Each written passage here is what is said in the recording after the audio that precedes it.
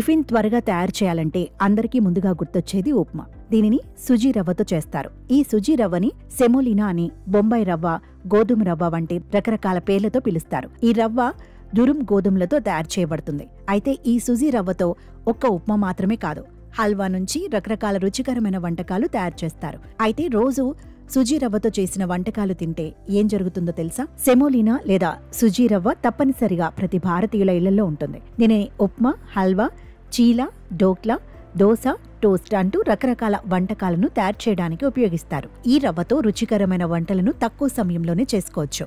అందుకని అల్పాహారానికి బెస్ట్ ఎంపిక ఈ రవ్వ. ఎందుకంటే ఇది త్వరగా ఉడుకుతుంది, జీర్ణం కావడం సులభం. దీనిలోని కార్బోహైడ్రేట్ కంటెంట్ కారణంగా దీంతో చేసిన ఆహార పదార్థాలు తక్షణ శక్తిని అందించడంలో కూడా సహాయపడతాయి. అందుకే సోషల్ మీడియాలో వంటల తయారీ తెరిచి చూస్తే తప్పనిసరిగా రకరకాల సుజీ రవ్వతో చేసిన టిఫిన్స్ కనిపిస్తాయి. అయితే ప్రతిరోజు ఉదయం అల్పాహారంగా సుజీ రవ్వని తినటం వలన కలిగే ప్రభావాన్ని గురించి మీరెప్పుడైనా ఆలోచించారా?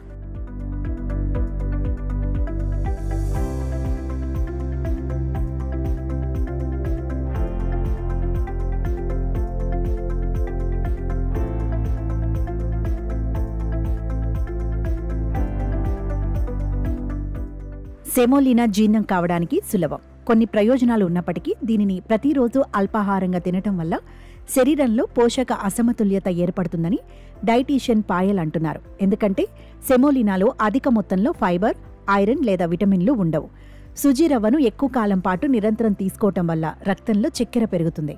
అందువల్ల డయాబెటీస్ ఉన్నవారు దీనిని మితంగా తీసుకోవాలి. ఈ విధంగా తినటం వల్ల మీ బరువు పెరుగుతారు. సుజీ రవ్వలో కార్బోహైడ్రేట్ కంటెంట్ కారణంగా క్రమం తప్పకుండా తీసుకుంటే బరువు పెరిగే అవకాశం ఉంది. దీంతో ఆహార పదార్థాలను తయారు చేసేటప్పుడు ఎక్కువ నూనె, నెయ్యి లేదా వెన్న ఉపయోగిస్తే అది మరింత బరువు పెరగడానికి కారణమవుతుంది.